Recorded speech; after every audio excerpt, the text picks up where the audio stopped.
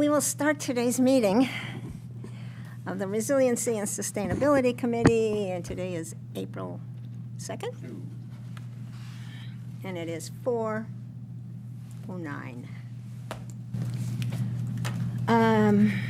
We got Abby trained on the telecoms yet? Little bit, little bit. She helps me out. She's so good. Wow, let's keep her. Get her not in Oh, there. I'd love to keep her. Just, here comes Howie. He did come. I didn't expect him. Howie, Now we're. how's Leanne? She's better than you might expect. I was going to just think. We have an appointment with a orthopedic surgeon in the morning. Okay. Don't broke her arm. So we were just getting started. Okay, I have the microphones on, and we are recording. okay. Not to say that we still can't ask about Leanne, but let's, while you're getting settled there, let's start by beginning with, what can I find my agenda? The minutes from the last meeting? I'm sorry? I did too. Thank you. I printed it twice, but I left it home. No, I got it. Okay, so,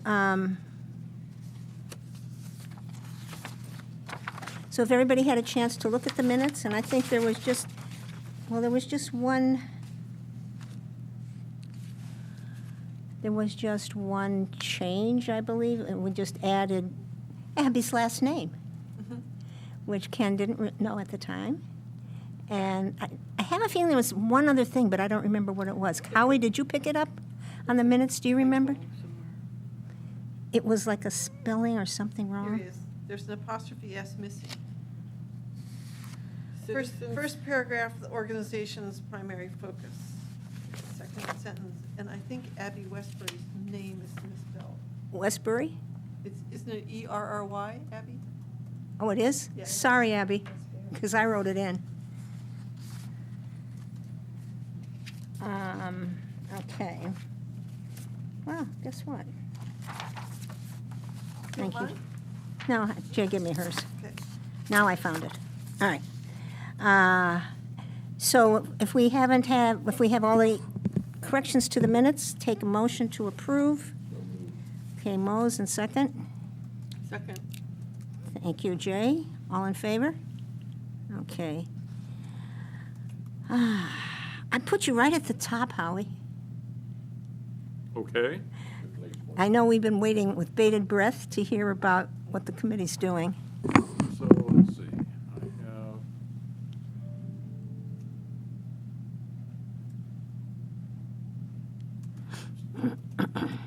Or I can, I do you want a little time? I could No. go on to something else I quickly. just have to find the email that I just got from Peter.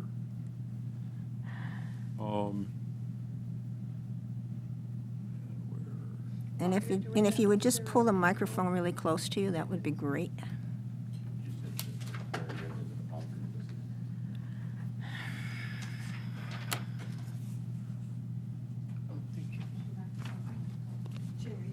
Says Just it's pull it on. towards you. There you go. How's that? That should work. Okay. So, a couple of weeks ago, we had an online meeting with some potential consultants Okay. for energy planning. And it's a company called ICF. And I think, I'm just going to read what Peter sent as Sure. a summary of the meeting. And then I emailed it to Mark because I saw him as missing. Yeah, but he didn't come. So he didn't have to write them all down, but I can Yeah. I can forward the same email. I Yeah, sent sure. it to you, too. Did you? Okay. I missed it. So, we met with these consultants. They had brought several experts from their side. From Harpswell, it was Dave Chipman, me, Peter, and Mark Iron. Then we shared our need and gave them more background on Harpswell's renewable energy situation. We had a good discussion. They asked us lots of questions. The meeting decision was consultants would send us a set of questions about our current energy use and proposed needs. These questions form a framework any consultants would start with. We could even just run with those questions ourselves. And we have the questions. In fact, I forwarded them, I think, to everyone on the committee Okay. about 10 minutes ago when I realized I never hit send. The next step is probably, for us, probably RSC and E&T, or a subset of those committees, to discuss the questions to decide what to do next. Could include deciding to go it alone with those questions, working another step or two forward from the questions, and depending on if there's a cost involved or something else we come up with. And then he has a question. What should the process be from here? In the meantime, we should reply to the consultants with thanks and tell them we're figuring out our next steps. Okay. So they've done work like this. They, towns this size, they've got people who are experts in energy, and they also have people who know how to get grants to do this sort of work, and they could help us with that too. And we kind of left it that we'd get these questions, we'd look them over, and then try to decide if we want to pursue hiring them to help us do this. Part of it is, when they get the questions that they sent us have to do with what the current electric bills are for the various buildings. Yeah, right. And, it's, one step each way, as they could look at it and say, it just doesn't make sense. Or they could say, yes, but let's see if we can find you some grants to make it practical, so on and so forth. So, we've made contact with them. This is wonderful because so far I've been asking around trying to find someone to help us figure out if we can do this. And the answer always is, well, we'll put up the solar panels for you, but we don't know anything about batteries or so on, right? And I don't want to be a general contractor on something like that. Right, And right. they have people who, actually, they did kind of get focused on leaning on CMP to make sure we didn't get as many power outages. It's like, Good luck on that one. right, They all seem to have their focus, don't they? Right. Because I found that when I was talking right. to solar people too. And, the power outage that we had last week. Both. Yeah, I'm trying to remember. Both? Well, one of them was, they had trimmed all the trees around the power lines, but one that was a really tall tree farther away than they're allowed to trim fell over and took out the power line. Right, So, right, yeah, yeah. Anyway, but they do seem to understand this sort of problem. They do seem to have the expertise. Yeah. Now, it may also be that they may cost a fortune.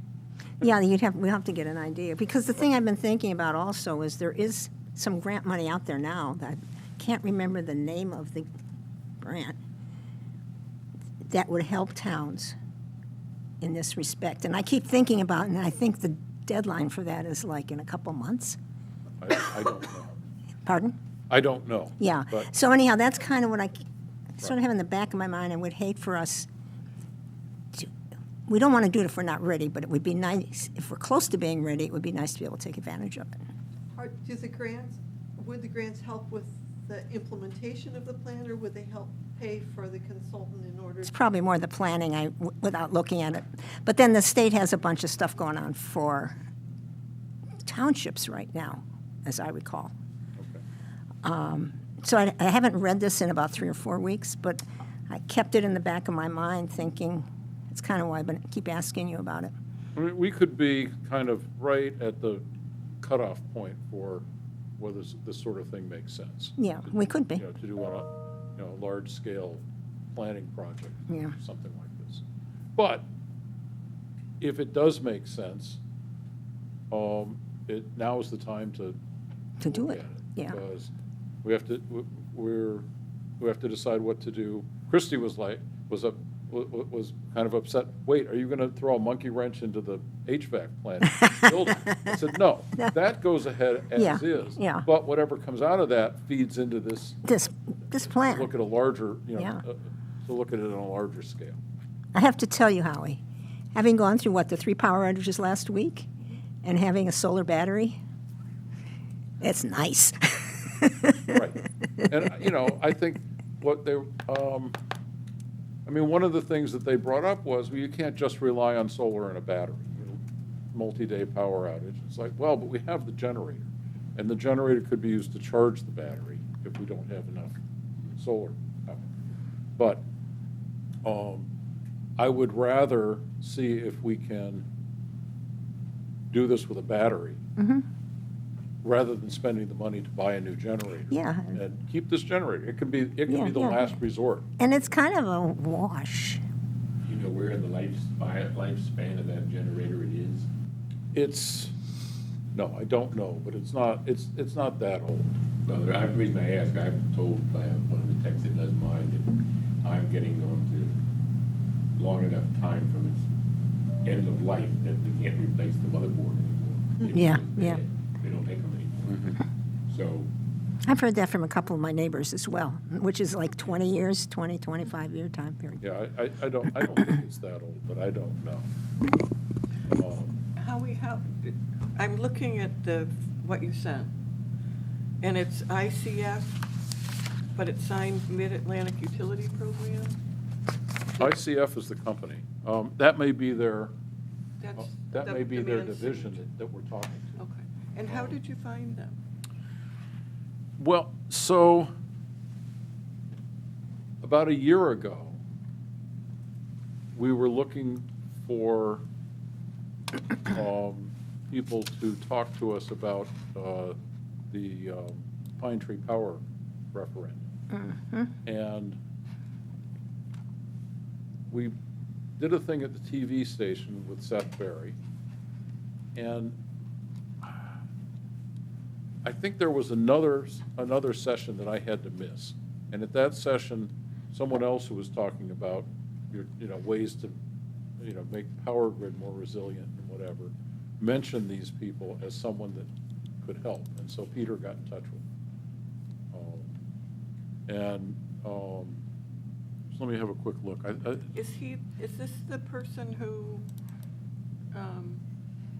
there was a call-in? And I think so. might have been this person.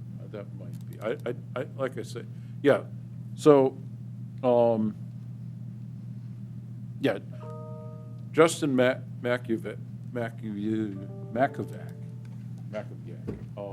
is our first contact there, and then he's the vice president of Mid-Atlantic Utility Programs for ICF.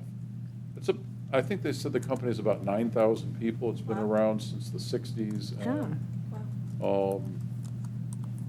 Are they regional or are they national, international? International. And this is just one of the things that they do is sustainable energy. And like I say, they've done stuff on this sort of scale. So they, hopefully we won't have to go too far along before we get an answer to the question, does this make sense? And then what do we do, right? Did we have any takers on using the town office as a warming shelter? Oh, yeah. Storm? We did? I believe so. The room looked like we had when I came in. Okay. What's the question? did anybody use Some that? people were using it as a warming center and charging station. I came in because I had a meeting that was canceled. I wanted to make sure everybody knew, and there were people charging, Yeah, not yeah. staying. Right, exactly.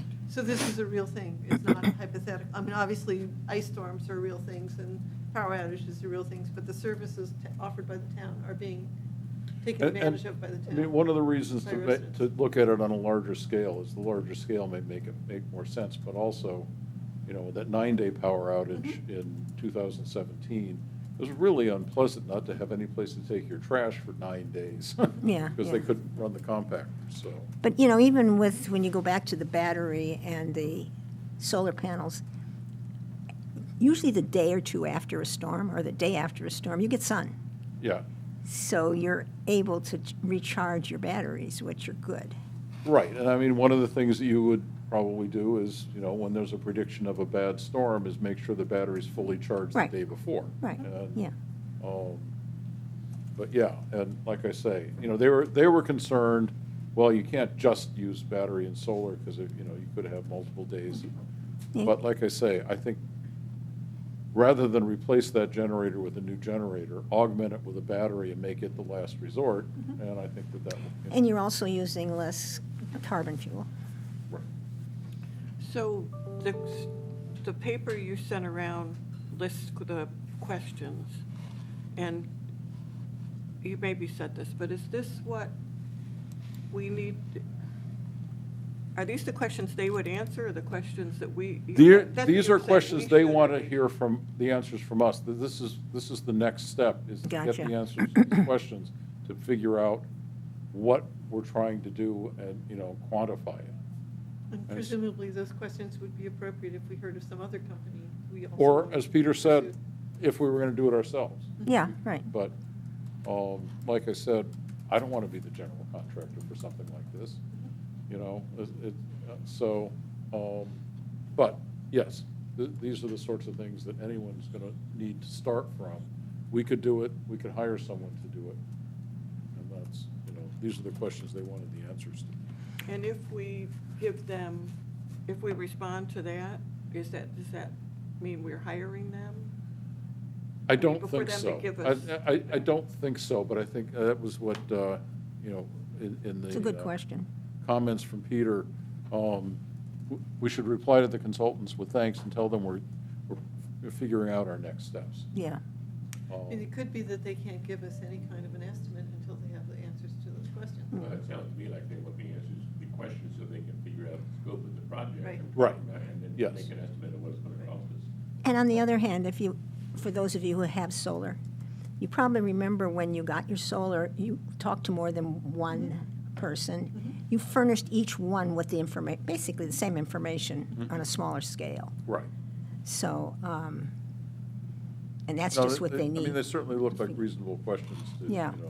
And I think that that's just, it's helpful to have somebody who's done this before come up with the questions. Because Sure. otherwise, I mean, I've got a lot of questions, but I don't know which ones matter. Exactly. Well, thank Well, you that's good. Well, thank you. for meeting with them. Yeah. So it sounds like we're kind of on a trajectory, and wait to hear back from your committee what you decide to next month. And I will get more information on the grant that I'm talking about. Okay. And as I recall, the first one that went out was for small it's coming back to me, small municipalities under 5,000 people. We could not take advantage of, well, they took that same grant and are offering it to larger communities. Okay. But I'll look up the details. And now that we have 5,500 people, Very good, thank you.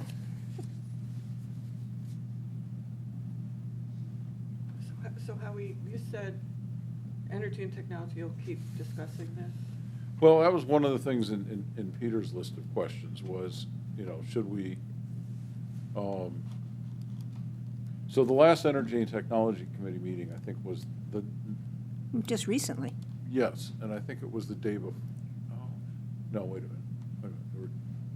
No, there was a completely different thing that happened the next day that was scheduled for 9 a.m. the day after the meeting. That was a separate thing that was related to the committee, and it was, I realized later, wait, I didn't schedule this, but it sure would have been nice if it was before the meeting, but Yeah. anyway. Yeah, right. No, we did talk about this briefly and just said, we don't know what's going to happen next. But I think, maybe, a combination of people from this committee and energy can sit down and, talk to them again, go over these questions, see what we can get from upstairs here to answer the question. I mean, a lot of these are just, you have electric bills for, Of course they do. historical data on the electric bills for the Right. various buildings. So, I mean, there's going to be a major revision of the HVAC here. That's not historical, that's looking forward, but. That's true.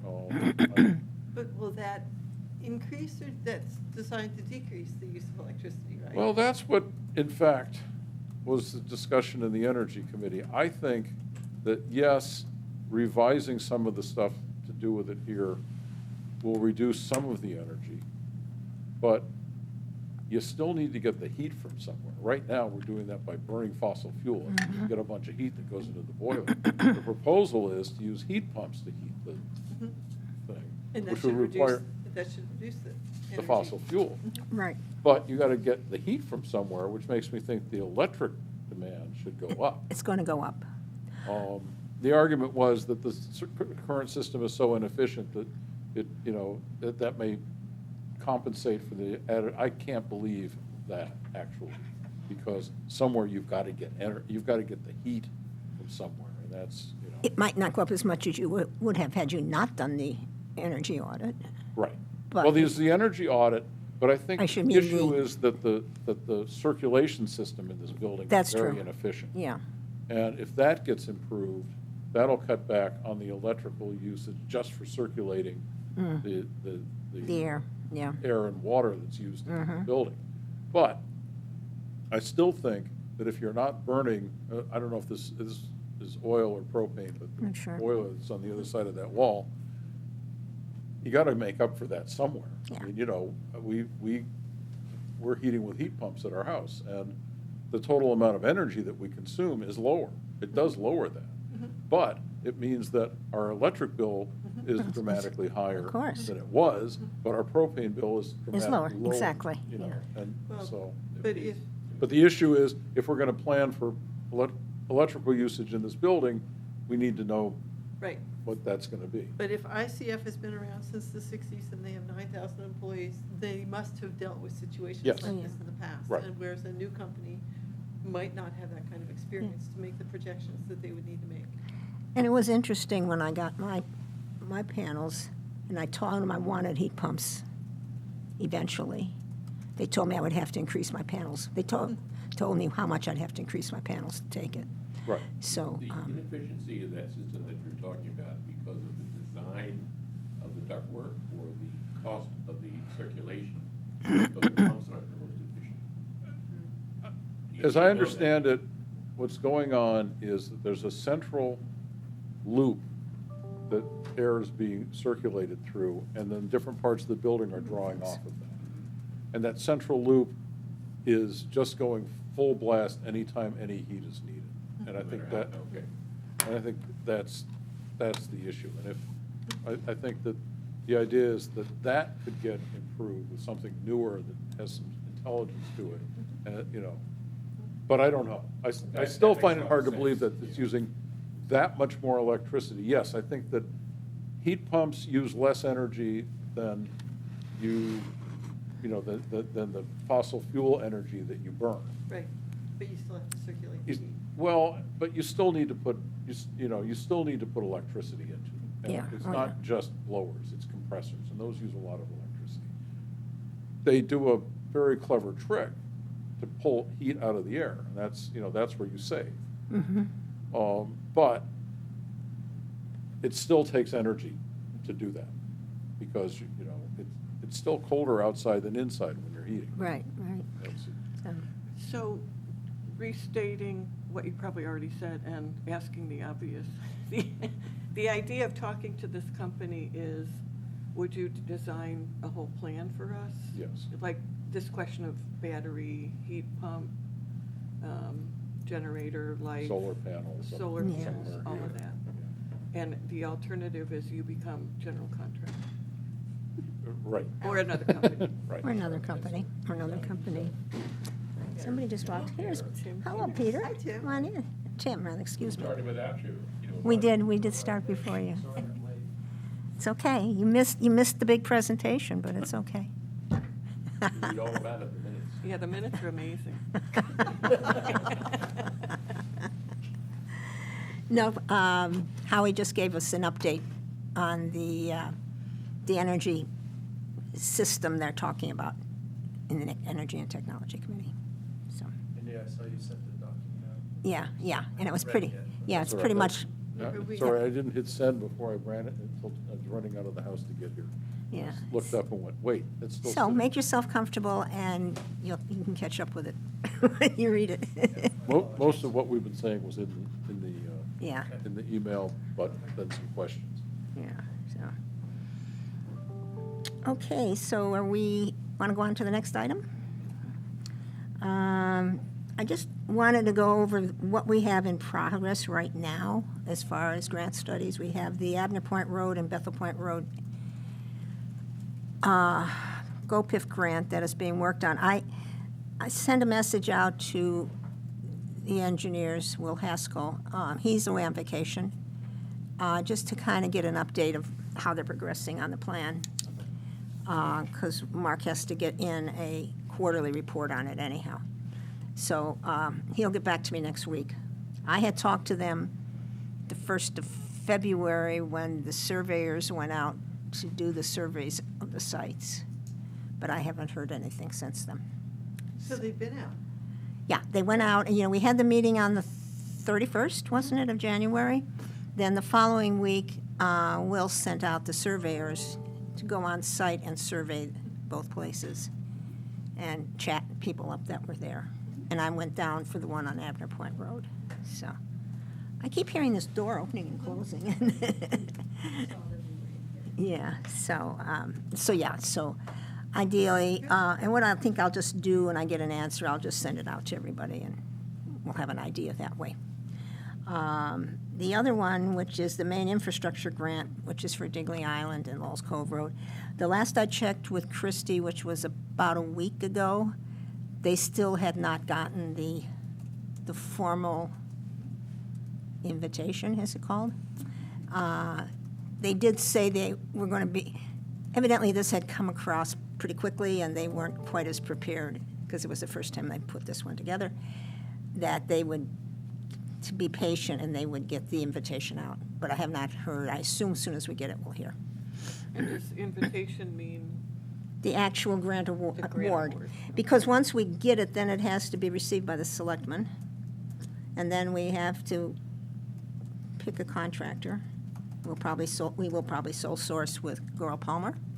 But that'll be another selectmen's meeting that, that'll have to happen, so. I like getting an invitation to accept their money. Yeah, that's nice, isn't it? It's really nice, so. So Add a that's. zero along the way? Hmm? Can you add a zero along the way? Don't think so. They won't notice. The other interesting thing, and I don't know, Mose, if you want to talk about this or not, Paul's, No, I'm not familiar with the grant thing at all, but I can tell you what we decided to do with the last harbor water. yeah, why don't you do that, and then I can get some information on the grant. Okay. The last meeting we had a number of people from Potts Point come and meet with us.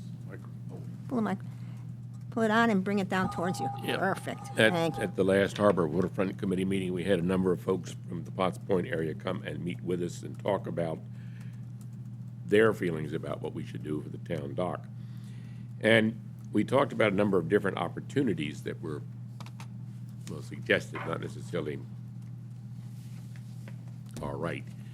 One of them included running a string of floats alongside the boat ramp itself, where people could utilize them like we had planned on the Mitchell Field boat launch concept. Is this a temporary or a permanent? That would have been a solution? temporary, just for the summer. We were talking mostly just to get us through this summer. And it was determined that that would not work effectively, because when you anchor the floats, they have to have crossing anchor moorings so that they don't swing back and forth, and that would put one or more of those anchor mooring lines across the boat ramp. So that was out. And we have no plan yet, or even any concept of rebuilding, which I hope maybe Mary Ann's grant concept or talk about will give us some hope. But we ended up just agreeing, and they all agreed also, that for this summer anyway, we just put the floats back out where they were actually moored before, but not connected to the land by the pier. And they would have to figure out, each of them on their own, how they were going to get access to that float. Ideally, they would row out to their boats and take them off their moorings, bring them back to the float, and then load, unload onto the float and then back to land. So everybody from the audience that was here agreed that that was a reasonable solution for this year. It gives them access to the moorings, and it does provide for some sense of organization. And there was no concept that we would have dinghies tied to those floats like they ordinarily are. It's just for access to and from the boats and making it easier for people to get on and off and with their gear. So they row a dinghy out to the float, they bring their boat up and load onto the They, you know, boat they would from the either float. take all their gear out, put it on the float, bring the boat over to the float, or, So they can make multiple trips from the Yeah. shore to the float and Yep. then bring the boat over Yep. and do it all at Yep. once instead of taking the dinghy Yep. back and forth to the boat as Elaine yep, says. Got it. yep. So that was how we left it, and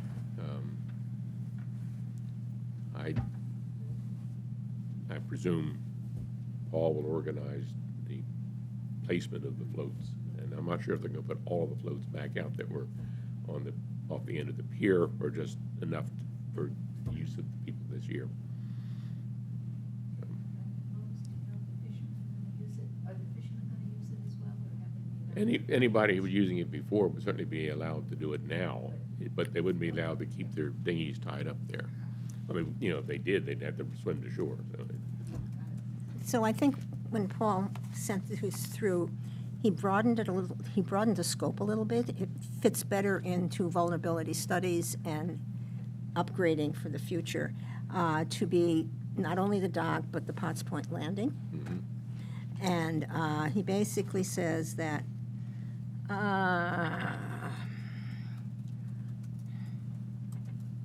we're going to continue to evaluate the impact of sea level rise on the town infrastructure. And we're committed to managing, of course, 1.5 feet by 2050, which is part of, it's tied into the resiliency and the town state. Sustainability plan. Yeah, and it ties back to our sustainability plan. It says that the town will contact with professional marine engineers to study the effects of sea level rise on the current infrastructure at Potts Point, including the Potts Harbor boat launch, and look to identify ways to install new infrastructure that will be climate resilient for future storms. So basically, this is a planning grant. And Is that, are you referring to the CCG? Yeah, SHP which- grant? Okay, thanks. which So- Now, this is just one that we have applied for or are going to apply? this is the one, we applied for it last week. Okay, He went to the selectmen at last Thursday night's meeting. It was due the next day, on Friday.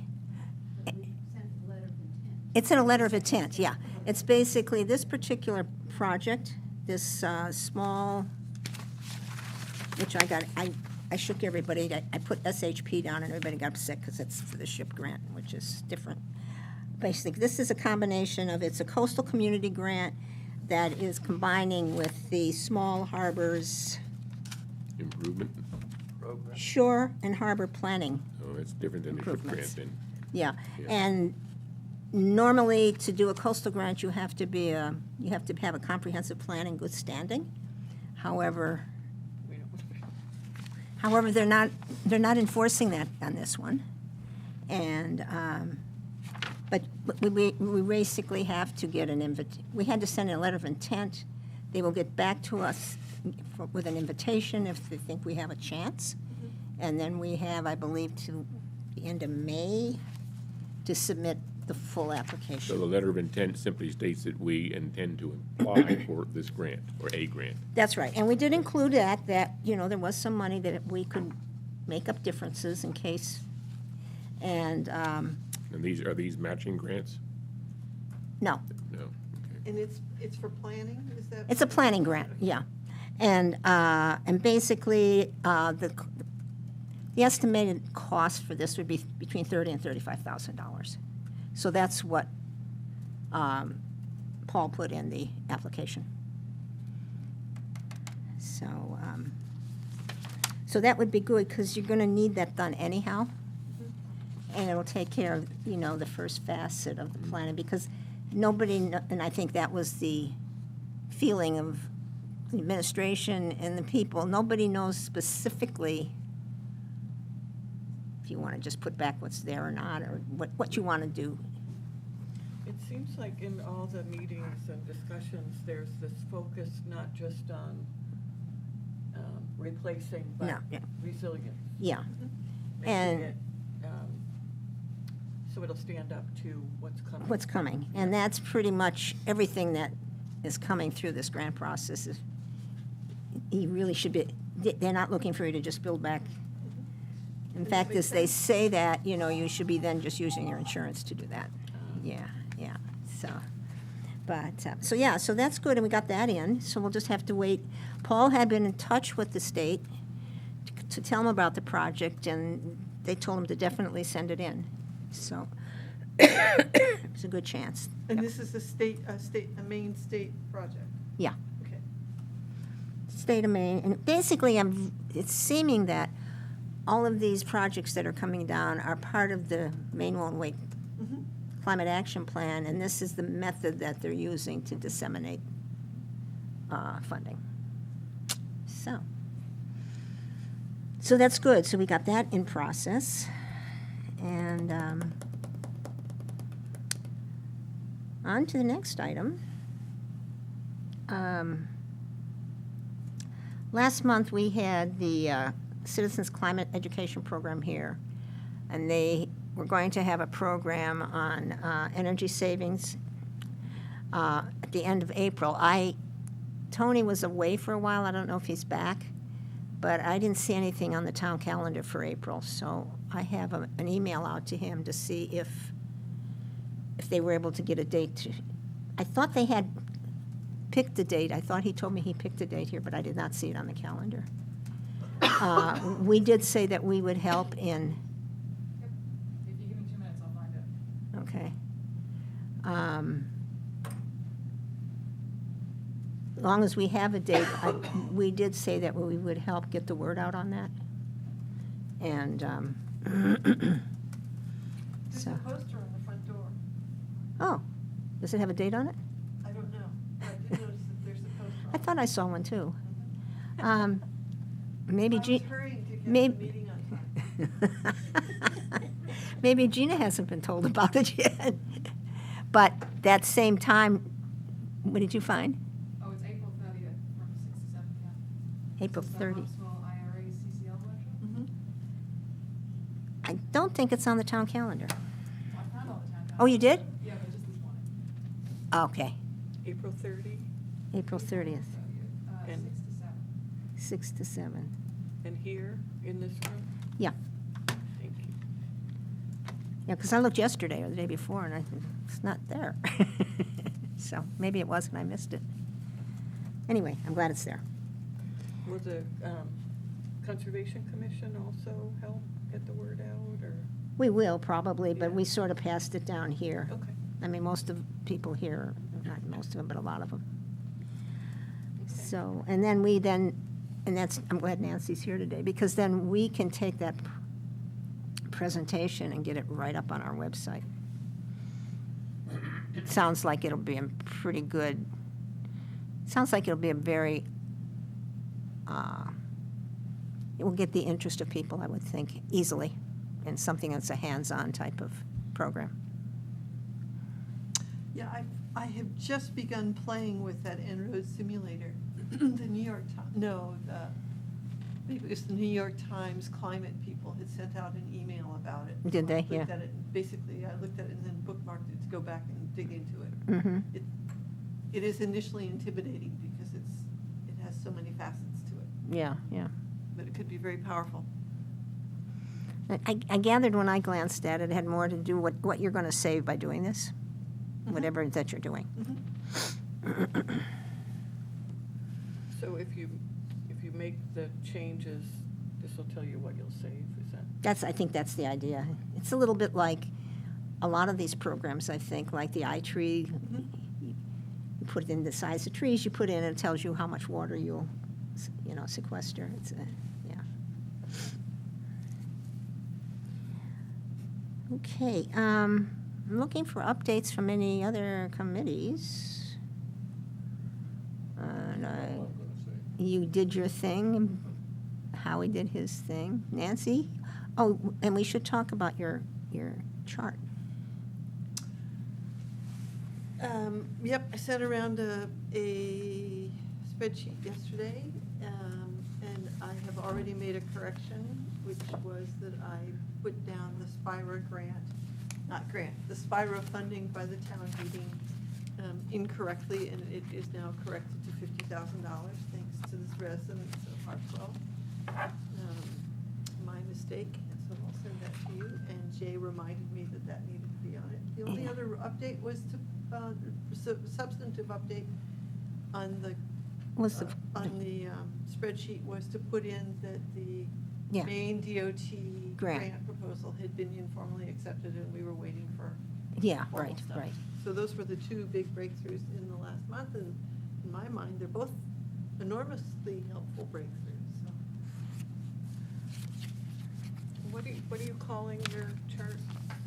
The master spreadsheet. The master spreadsheet That's really fancy. on capital? And you have to drop your voice down when you talk. Give it gravitas. Right, okay. Conservation Commission has been, 2 weeks ago, had a meeting in which we began talking about how to move forward on the implementation of the engineering studies on the various roads. Yeah. So that's in its infancy, but there was a discussion about what do we do now? What to do next, and Deirdre sent me, she's away right now, and we're gonna get together when she gets back. But a couple of the things are that we're beginning to think that, we found out at that meeting with the consultants that not only do roads flood at bridges and culverts, but they flood on other places. And that is not something we've been really, we had set spots which were mostly stream crossings of some sort. So it might not be a bad idea for us to start eliciting, not that we necessarily are going to go out and do it, but for residents to let us know about flooding on a particular road, if it's a public road. That might be another step. And the next step on the roads issue is we gotta figure out what the next step is, basically. A lot of it is going to be up to the town, I think. So it's how do we present the information to them so that they can make choices on what needs to be done. So do you mean presenting, once the engineering studies are done, what's next? Is that? Yeah. How to actually make the change, make the improvements. Yeah. And one of the points made was that the engineering studies need to be current in terms of cost, so that when the town is figuring out how to pay for all of this, we're not dealing with five-year-old Yeah. estimates. Now, the interesting point, when we did the Basin Point Road study, which was probably it was the first one, probably the most complete and in-depth, they had a list of when you're ready to do the work, this is what you're going to have to, you have to have engineering designs. They gave us a spreadsheet of the additional cost, the costs you have to consider when you actually do the project. And my sense is that, and it was in the one we did for Garrison Cove Road. Goral Palmer will come back with that list. Some of these things, and then we just have to figure out, we have to come up with a strategy for how the town wants to work with that. Did you have, after the stakeholders meeting, where it became obvious it wasn't just bridges, has there been any more feedback No. following that? No. Okay. That was really interesting because it was right after the storm. It was really interesting. Yeah. It was very, as you pointed out, very different than it would have been 2 weeks earlier. Yeah. But as Abby and I were saying, focus has shifted, Mm-hmm. and will it keep shifted? I was going to say, it seems as if everything is different after those storms in January. Yeah, yeah. People are much more open. Yeah. Well, we've noticed the difference on the Conservation Commission when we were having a drought about how people felt about water. Mhm. And then what happened last year when there was a lot of water.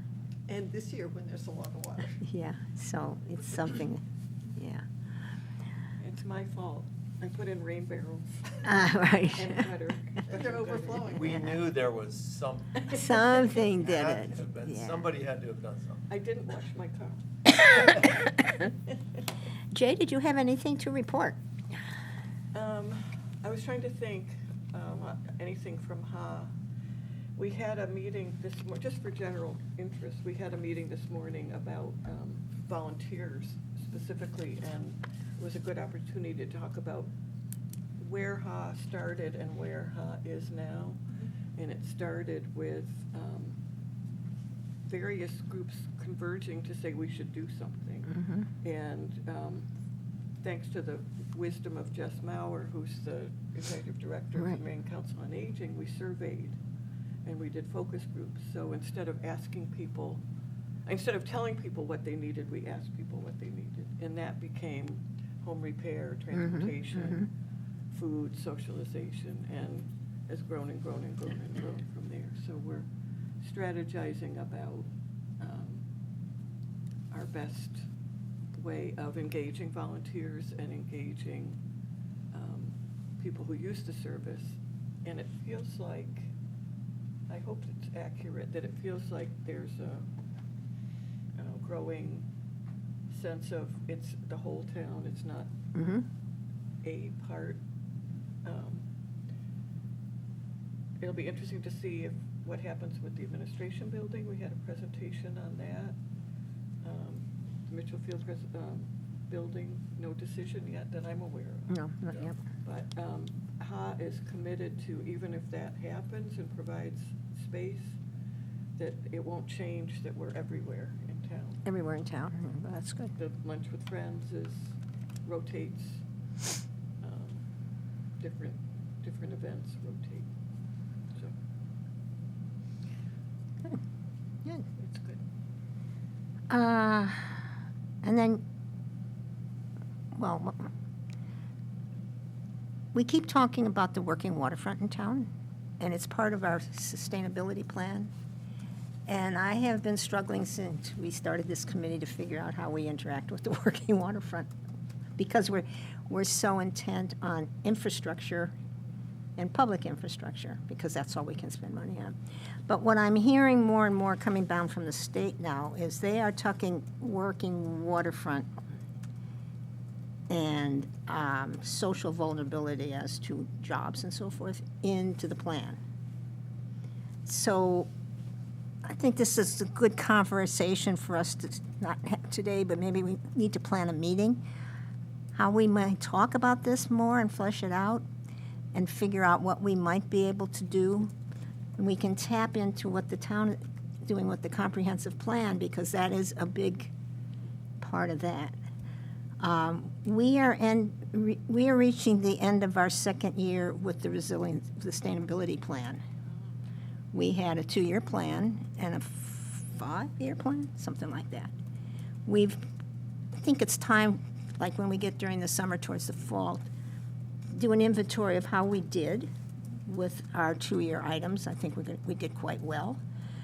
And will also give us the opportunity to start thinking about how we might want to update the sustainability plan, figure out ways of how we might be helpful to the working waterfront, especially now since all the damage that has been done. So those are some things I think we can start in the back of your mind thinking about, and plan a meeting around that in a couple months. Tim, you look like you want to say something. I was thinking of my last conversation with you, where you said that you were, one of the last meetings, there were a lot of really interesting things that came out of the fishermen and the meetings, and I think it's, if we don't have a good idea, maybe one of the things that we could do is entertain a dialogue and say, here we are, the Resilience Committee, we focused on these things, but we recognize we have a gap. But we don't know how to fill that. What can we hear from you, rather than try to imagine what we hear from them? I remember when I first got on this committee, I was thinking about the electrification of boats. Get away from diesel engines and all that Right. sort of stuff. So I brought it up at that one meeting that I was part of, where we had the listening session. And, I mentioned it to some of the fishermen there, and one of them said, oh, that would never work because all of the electric, connections just corrode, and therefore it's impossible. But then I heard later somebody else say, oh, no, electric engines are being used a lot. So I thought, oh, well, some pretty divergent opinions about that. But, we don't know, but we think it's important, then maybe it's about listening. I think you're right, and a lot of these things, I think we've found it in any, when you float a new idea to someone, many times you get reasons why it won't work, because they just don't know, and they talk about what they do know. When I say they, I mean the people don't. So I think that is one way that we could start getting a sense of which we should be looking at to help that community. And maybe sort of on what Nancy's been working on is one of the parts of the dialogue would be also to inform them about what work this committee has done. So, they might come and say, well, we need a $5 million loan to do X. Well, it's like, well, that's not us.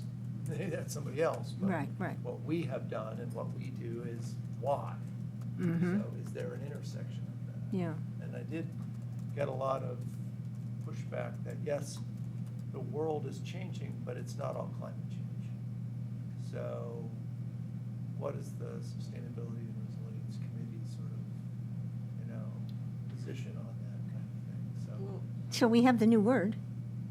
the new word, Yeah. What was the new word we were talking about? Climate climate shift. shift.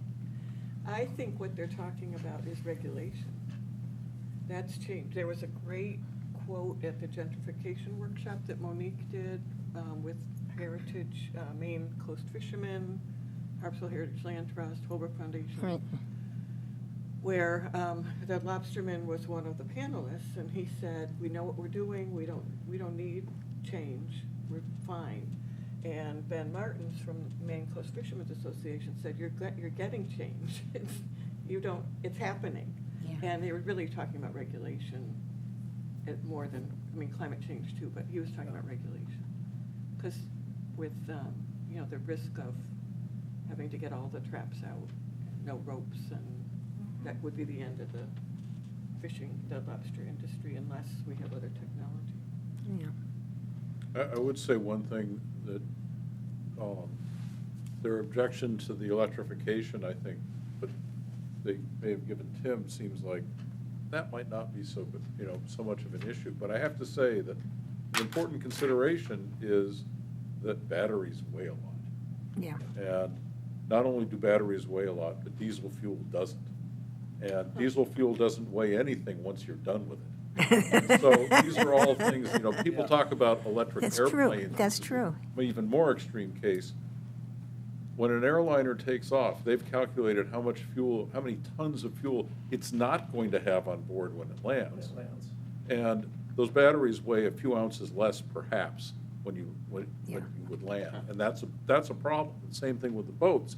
They've got to be able to carry around more weight, and a few hundred pounds of diesel fuel will take you a lot farther than a big heavy battery. Right. So I think that's a better argument for something that needs to be fixed, along with you can put, well, I know the numbers for a car are a little easier. I don't know that much about the boats, but you can put 400 miles of fuel in the tank of my car in about 3 minutes instead of 45 minutes at a level 3 supercharger or overnight at home. Right. Yeah. So that's just another consideration, that liquid hydrocarbons are a fantastic way to power something that's moving around. Yeah. Yeah. And so there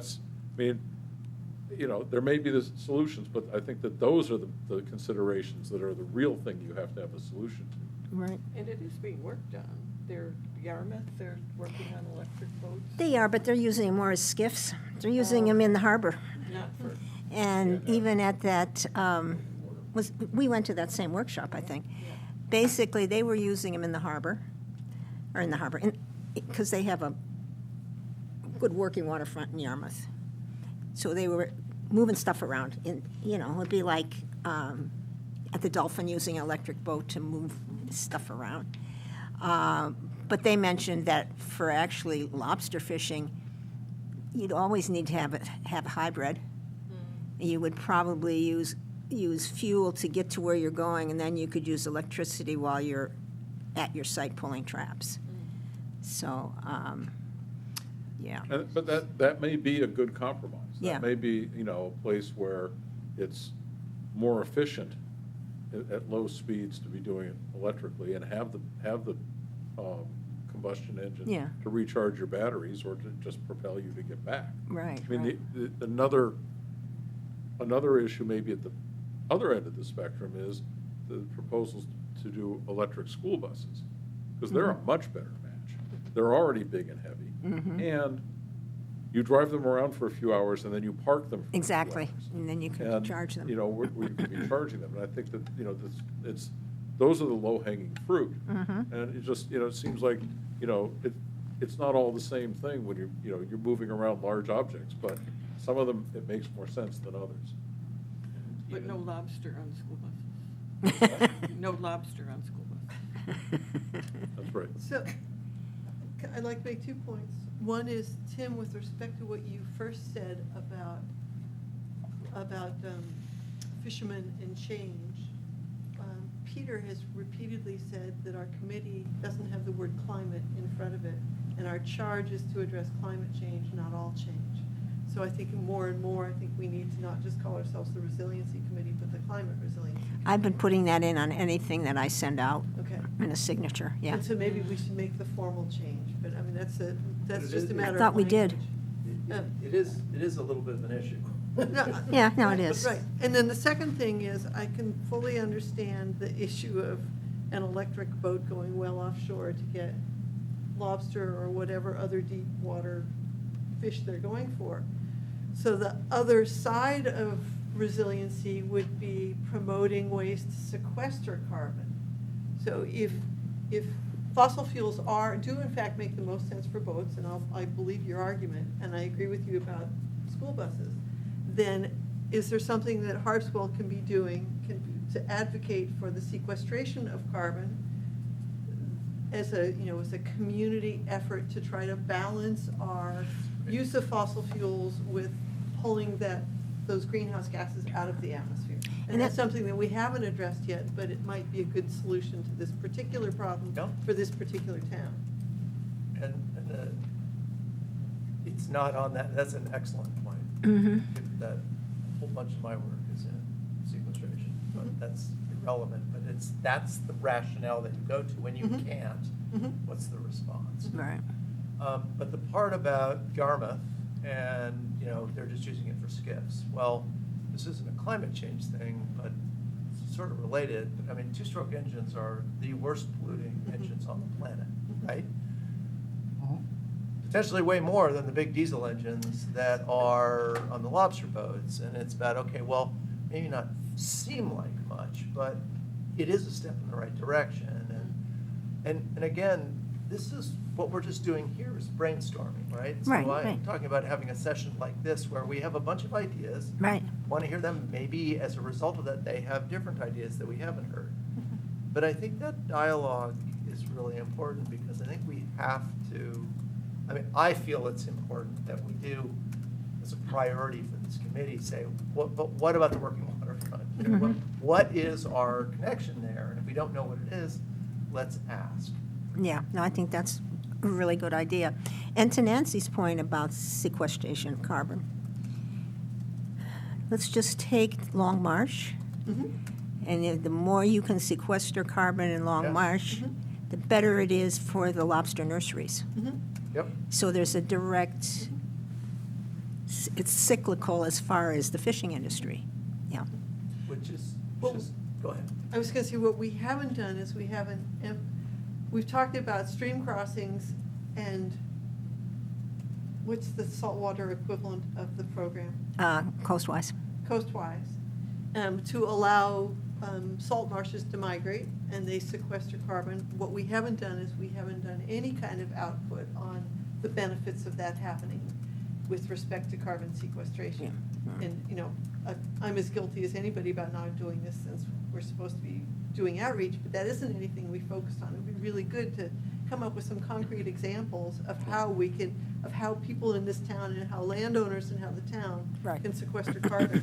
And, you know, the Conservation Commission has been advocating for keeping trees and other vegetation and so on with respect to water, but not with respect to carbon Right. sequestration. Right. So maybe that's an effort that we need to undertake. Mhm. With, can I, Abby, is this part of the research you're doing, this, like I was thinking about what Tim said about actually speaking to the people in the working waterfront, and you're doing that. Not really outside of, most of the government meetings and the stuff that I attend regarding that. Okay. I have attended a lot of lots of meetings at the state level, but not spoken to Yeah, individuals. yeah. I will say, if you go to Lobsterman, I think the electric boat recommendation might be something that would turn off Lobsterman immediately from engaging. If only because the first thing they'll say is a diesel boat already costs them $600K and an electric boat's gonna cost a hell of a lot more. Yeah, yeah. So yeah, maybe just if you are doing outreach, choose, I would say go in as more of a blank slate as opposed Yes. to go in with recommendations Yeah. and things that you could do. And I'm sure they might have some ideas of how they could, Oh, absolutely, yeah. how we get carbon footprint down, basically. Well, Yeah. and I think, just as I was talking about the brilliance of asking rather than telling. Oh, yeah, yeah. I think the same thing. That's what I was. Mhm. Yeah. Yeah. Yeah, I think. Very, Yeah. very much so. And I think, oh, go ahead, Amy. Oh, I was just gonna say, I was really struck by the comp plan meeting at the Cundy's Harbor Community Hall. Ah, that was so I good. don't know how many people here were there, but there was a very like vociferous argument between a few lobstermen in that room about lobstermen. Like Matt Gilley and Jordan Prince were on the comprehensive plan committee and were representing the comp plan at that event. Were quite clear in saying they thought that the comp plan was kind of using kind words about lobstermen and not really doing anything to actively benefit lobstermen, and that was kind of the sentiment from several lobstermen in the room, that Harpswell often uses the name of like being a working waterfront community, being a lobster community, and it doesn't do anything to help them. I don't know if I buy that in the plan, but Well, I, he came out and was very I think- frustrated in how he's like trying to get a lot of outreach with lobstermen, and he just struggles to get lobstermen to step in the door. Yeah. So, yeah, I think this is a really admirable aim to try and get more working waterfront and lobstermen involvement. no, and I think as that meeting went, it was excellent because there was a good dialogue going back and forth. That's what you talked about, and that's what I was, Yeah, yeah. I walked out of there so energized Yeah. yeah. because we had a lot of strong personalities, but yet it was a really engaging conversation where some things came out positive. And they even came to the selectmen's meeting last week. Yeah, great. But yes. So if you can spare me one slight diversion here, but this whole discussion about carbon sequestration, Long Marsh, right? All these coastal resources, like just right here, Strawberry Creek, right? Brian knows where I'm going. I know where you're going. In the comprehensive plan, there are three priorities in the comprehensive plan, right? And what I don't understand is our committee's relationship to that comprehensive plan. One of them is about sustainability of our resources. So I went through that plan and I looked and came up with 10 different times where this area right here, right, where the proposal is to put in affordable housing, attainable housing, excuse me, is in direct opposition to the sustainability of the plan, which is all about freshwater resources, special vernal pools, the wetland resources, and they're all linked. Mhm. And from a climate change perspective, it's also now in this new flood zone. So I looked at this and I thought, how can this plan, this comprehensive plan, have as one of its recommendations to build in a place that's so highly prioritized in the same plan? And I don't understand it, but it's a great concern to me, because what we already know about attainable housing, at least some of the attainable housing that's happened here, has been great. It worked until somebody sold it. And then it just went right into the market. So it was a temporary solution, not a long-term solution. And yet if you convert one of the largest unfragmented, undeveloped chunks of land in Harpswell, it never goes back. So there were just so many things about priorities in the plan, whether things are sustainable or not, competes against itself, but it's never pointed out. So I find I'm sitting I'm asking questions. Well, unfortunately, and Thursday night's meeting's already been canceled again. I was going to wonder, Yeah. because there were 2 other meetings and both of those are canceled. And I'm Yeah, ready and to go, it's- and yeah. everything's getting canceled. But I'm just- actually asking. Because of climate. Yes, Yeah. exactly. But I'm honestly asking because, of course, all these things happened. I wasn't involved with them. I just found out about it. But I'm wondering, what is our committee's relationship, if any, to issues like that? Because I find that I'm now like, well, I have my own personal interest in it, but is there a committee level interest or not? But to me, it's about sustainability. It's the sustainability of the water resources, sustainability of so many things, and these things are linked directly to the freshwater inputs. It's because of the high quality freshwater that comes out of here that means you have these 2 high quality coastal wetlands, but they're not just isolated. It's because they're fed by this other system that's, now we just want to put a development on it. What I can tell you is we had an interesting conversation out at our last meeting, after I talked to you. And part of the problem was the area that they had blocked out in yellow Uh-huh. was way too big. As we talked about, there's been a natural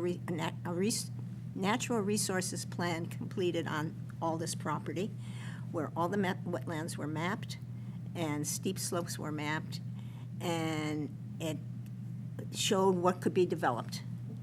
And in the area that Tim is talking about, which is at the end of Henry Creek and the convergence on Dowdy Point Road, there's 2 acres that they show as buildable. So they shrunk down, and basically what the response we got was, those were just used as examples because they were town-owned properties that would allow some development in affordable housing, basically, or attainable housing. But that, of course, there would have to be a study done, whether it even could be done in that area. But that's kind of where the plan is now. They redid the map, shrunk it, but, there will be a public hearing on the 11th, and that would be the time to bring it up. On the 11th. Okay. Would that be postponed because the meeting's on Thursday? No. Public hearing is happening regardless? Yeah, Okay, Because it's time to when the. okay, it's time to the thing, so there will be a public hearing. okay. But the Thursday, the public hearing's been canceled already. No. No, the informational meeting for Thursday, the 4th, is canceled, 2 Right. days from now. Oh, yes. But then the following week is the public hearing on the Okay. 10th, On the 10th. on Wednesday. That is at the school, and that is going to happen. Okay. Regardless. Well, who knows? I'm not going Storm. I'm not going Will to be jinx about that a one. week, so it might be time for another storm. I have, back to working waterfront, I have 2 questions. One is, at the big idea meetings, the comprehensive plan, big idea meetings, the working waterfront one I thought was so energizing, was really wonderful. But I realized that I don't understand, and the definition of working waterfront, there's a specific definition, but then there's the way we talk about it. Oh, yeah, So- it's hard to put your, Yeah. yeah. So I would like I would like a definition. That would be nice. And the other is, things happen and then they never get looked at again. Maine Coast Fishermen's Association did a study of the Harpswell, I think, the working waterfront. Yep. It's quite a few years ago now, but looking at that, updating that, what else is out there that we already have that we could be That's a good idea. aware, not let them just collect dust? Yeah, well, it's And then interesting go too. on from Yeah, there. I think it's interesting. Yesterday, there was a meeting that Jay attended from the regional resiliency group, and Abby was there too. And at the end, they did a presentation of a quote. Now, if you recall our vulnerability study, we had done ours a while ago. They did a vulnerability study on the working waterfront. The thing I picked up on that is they folded in all the information that we have. Basically, they folded in the economics of it, as well as it's more the economics, as well as the vulnerability to the economics of it, I guess. But I didn't see the whole thing, but it gave me some thoughts of how we might be able to hone in on the working waterfront a little bit going forward with the Resiliency Committee, The Climate Resiliency Committee. Climate Resiliency Committee, thank you. And who speaks for the working waterfront? That's part of the problem. You've got the lobstermen, now they are state licensed. You've got the long haulers, where there's a few, long haulers, I sound like a trucker. The long line fishermen out of Cundy's Harbor, of which there's a few. You have the clam harvesters, which are town regulated. And they are all sort of in their separate silos. And Tim, I don't know when you first got involved with this committee, Monique Coombs had been on the task force that created the sustainability plan, which then, and the task force then moved into this committee, morphed into this committee. Yeah, So yeah. Monique was involved in the first year or two. But she's quite involved with the Maine Coast Fishermen's, and she's a wonderful resource because their company, Maine Coast Fishermen's, does all the research on the financial backup, basically, of all the She might. Economics. Then is she someone that we could maybe just reach out to? oh, definitely, Get definitely. Get her Yeah. sense on, our situation being that we feel like we should have some engagement with the working waterfront. We don't know what that is. We would like to have a dialogue, listening session, whatever. What's the recommendation? And she was originally invited to be to this committee, it's just that she had so much going. Yeah. Sort of said that we would and I'm in touch with her periodically. But I think if we want to really focus on this a little bit more, she's a wonderful resource, as well as George and some of the fishermen, as well as David Wilson, who's Marine Resources. I mean, I don't have any contacts, so that's why I ask. Yeah, no, but I think the idea is It's a great. Very fascinating concept, and I'm way behind it, but I can't tell you. Yeah, no, I think the idea is How to that's action it. great that we're talking about it, but I think that's something that we definitely should shoot for. I like it, and I think, Monique she is a wonderful resource, and I feel strongly thanks to Monique, there was such a big turnout at that Big Idea Working Waterfront meeting. It wasn't just talking about it, it was people who do it, Yeah, educating. It was wonderful. yeah. Yeah. And then Matt and George joined the comprehensive plan committee. Right. And I'm just wondering if, back on the other thing that was said, that following the January storms, might we find a different Oh, definitely. set of perspectives now Definitely. than had we done this a year ago? I think you're right. Well, and your point too about the presentation yesterday was about MCOG, Mid-Coast Council of Governments, did the vulnerability study for St. George area. And focusing on the economics, what came across to me was they were showing the value of the working waterfront to everybody in the community. And they showed, sea level rise maps and what's gonna happen at different feet. But it sounds, I was gonna say PR, it was great public relations for why the working waterfront is so important to that community, but to Maine. Yeah. Abby, you were there too, anything, it just really was I thought it was very powerful in how broadly they looked at the whole thing. Right, yeah. Are they going to share that? Are they going to share Yeah, that? Yeah, yeah. good. I think it might already be available. Yeah, because I think that, I think we definitely should plan a meeting around this. Yeah. To start, we've done a lot of brainstorming today, but to kind of move forward and have that presentation could, I think, be helpful ahead of time to look at, perhaps. Well, what Meg Rasmussen is the MCOG person, and she said, it is on the website, but she said she would send us the PowerPoint. The PowerPoint is what I'd like to see. That would be, Could one of you guys pass that around to Yeah. us? Oh, yeah, once we get it, we can do that. yeah. I would probably, well, we'll see when we get it and when we want to set this up. We could set this up to talk about it next month, actually. And we could have popcorn. Yeah, definitely. We'll have Popcorn. popcorn. Why not? But I think it's a good time while there's so much interest and there's so much talking about it for us to start really getting into and seeing what we can.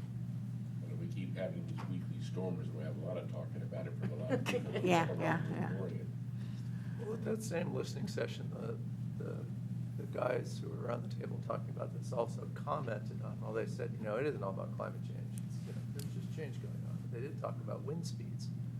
How They it did used or to be. did it or used did to- not? They did talk about it? Yes, they Okay. did, and how it used to be occasionally you had, high winds that were an issue. But he said, now high winds seem to be occurring at a much more regular basis. And the Right. answer is, yes. Yeah. And they're much, and this has got to have some influence on Oh, it does. They're not going to their- go out when it's too windy. Yeah, exactly. And Yeah.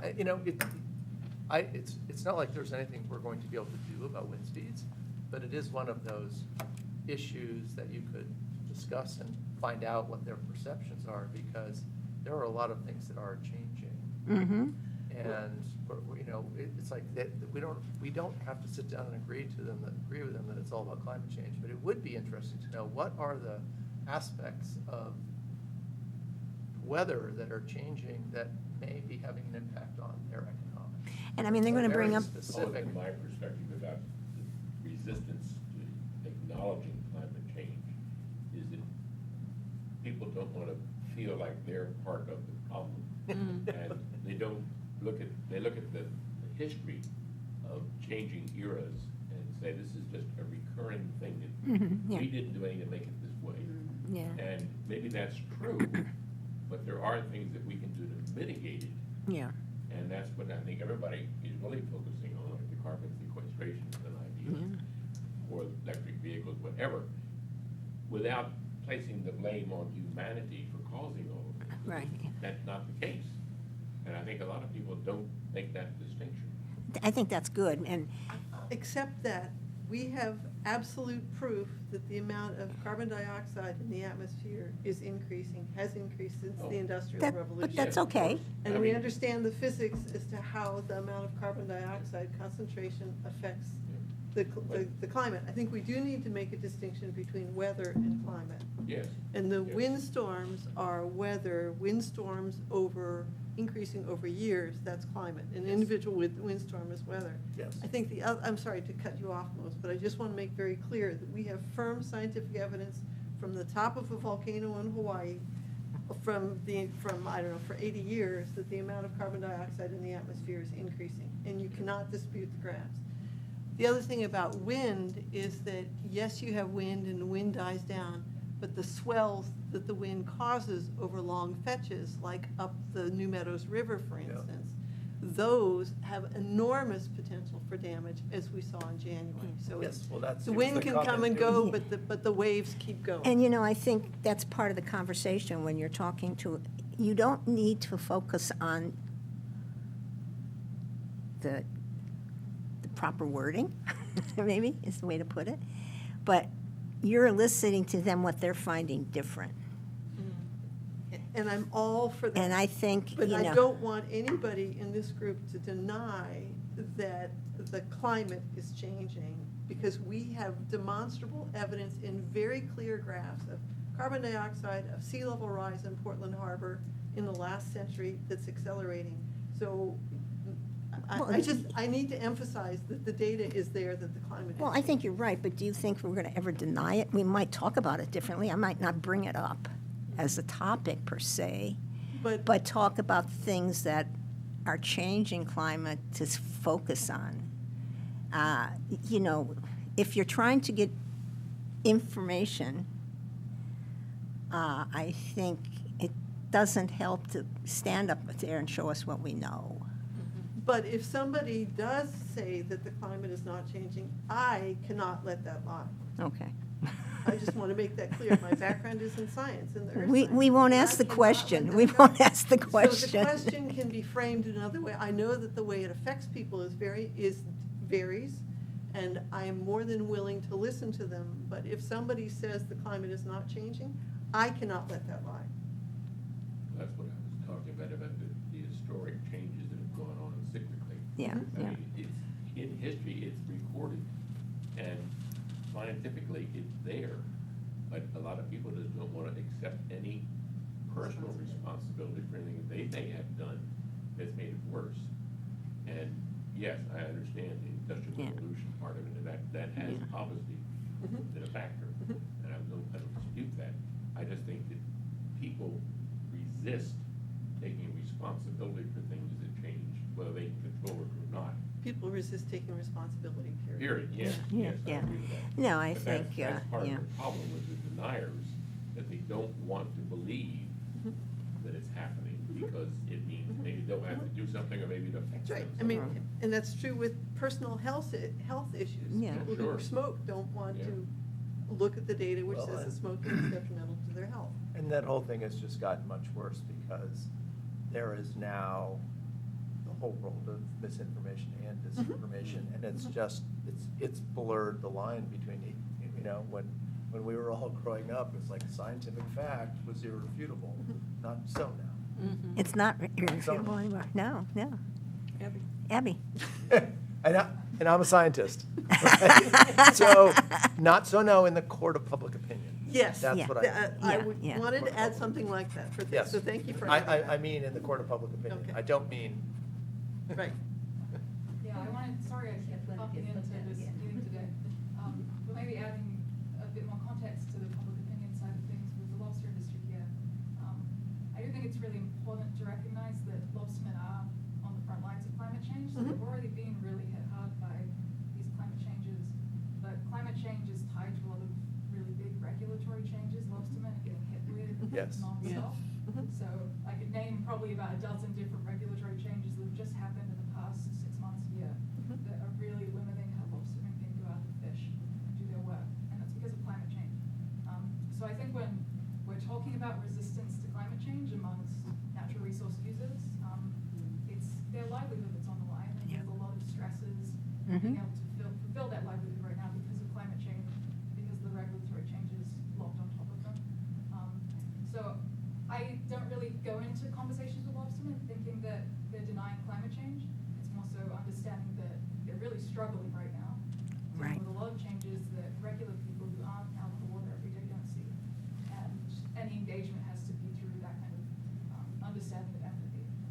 That's a Very, very really good. good point, and Yeah. I was thinking along the same lines about the different silos, clammers, wormers, lobstermen, and there's always tension, that's not Mhm. new, but it's increased because, for example, the growth of aquaculture, some lobstermen, even though a lot of lobstermen go into aquaculture, the, I would say some misinformation about they're taking our bottom by doing aquaculture. And, you know, clammers versus aquaculture farmers. So that tension is always there, but it's ramping up, I think. Yeah, yeah. So then you add, and that's all tied to regulation too. Mhm. It's more and more, Monique said lobster fishing is more regulated than the pharmaceutical industry. Just fisheries in Fisheries, general, yeah. not just lobster. Yeah, yeah. That's pretty shocking. Well, I hope we haven't exhausted the subject, but why don't we plan on talking about this the next meeting, and maybe setting up some parameters of how we could move forward with reaching out to the community, to the working waterfront community. Another interesting thing I've learned, sort of, at that meeting a week ago Thursday, is when they're talking about the working waterfront, they're also talking about small businesses. Some of them are on the waterfront and some of them are not. And that is a culture in the, a generational culture in the community. They're tied together. And I just kind of realized that last week a little bit. So, when they were talking about the working waterfront, they were also talking about just small businesses as well. Many of which were hammered in the January storms. Yeah, Yeah. yeah, yeah. So that would be marinas, trap builders, rope makers, all of that. Small Diesel providers, what bait providers, you know, yeah, wharfs. small bit, yeah, Restaurateurs, yeah, Yeah. Bait shacks. yeah. big check. So, and I think there's a strong tie-in to did you say restaurants, Tim? Yeah, to the restaurants and the working waterfront because of, Yeah. yeah, so it's very complex. Oysters fat growers. Hmm? Oysters fat growers, and I probably have the language wrong for that. Oh, yeah, we have a couple of those in town now. Was there anything else we wanted to talk about today? It's 5:30, we I should. like talking about adjournment. I was thinking that might be a good idea. I want to say one thing completely, just as a pure outreach thing. I saw something saying that, let everybody know that FEMA does not ask for your social security number. Apparently, there are people going around claiming to be from FEMA and Oh, knocking really? on doors. Oh. And Oh, my if you ask for your gosh. social security number, it's a tip-off. That's very interesting. Thank you. How do these people sleep at night? I They hope don't, they they, don't. they get a lot of ideas, they figure out how they can go around it. These- Ever. The next scam. Right. Yeah. So are we adjourned? So we will adjourn at 5:35.